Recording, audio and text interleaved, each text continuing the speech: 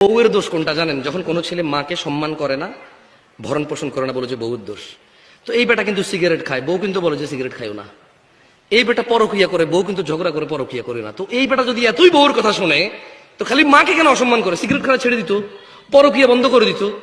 খালি শুধু শুধু ওই বাচ্চা মেয়েগুলা 17 বছর, 18 বছর, 16 বছর, 14 বছর বয়স, এই ইউনিয়ন কাউন্সিল থেকে যাইয়া বয়স বাড়াইয়া বিয়ে দিয়ে দিচ্ছে। এই 15-16 বছরের বাচ্চাগুলোকে বদনাম করে অনেক হুজুর এখানে বসে বসে বদনাম করে। আরে 16 বছরের বাচ্চা মেয়ে কি জানে? বিয়ে হয়েছে মাত্র 2 বছর, ও কি জানে শাশুড়িকে কিভাবে অসম্মান করবে, স্বামীকে কিভাবে বশ করবে? হ্যাঁ, ও বাচ্চা মেয়ে কি জানে এখনো যে ও স্বামীকে বশ করে ফেলবে, বাপকে খাওয়ায়ও না, মাকে খাওয়ায়ও না, স্বামী মেনে নিবে না, মেনে নিলে কিচ্ছুটা হয়ে যাবে স্বামীর। এরকম তো না, ওই ছেলে নিজেই দুষ্কর্মী, ও নিজেই পাপিষ্ট। ও বিয়ের আগে মাকে বলতো তোমার কথা শুনতে পারবো না, বিয়ের আগে বলতো টাকা না দিলে ঘর জ্বালাই দিব, বিয়ের আগে বলতো হুন্ডা না কিনে দিলে বাপকে বলতো আমি বের হয়ে যাবো একদিকে। ও বিয়ের আগে ও বাপ মাকে অসম্মান করতো, বিয়ের পর আরো বেশি করে। এটাই ও বউয়ের কথা মা বাপ খাওয়ায় না, এই কথা তো আমি এগ্রি করি না।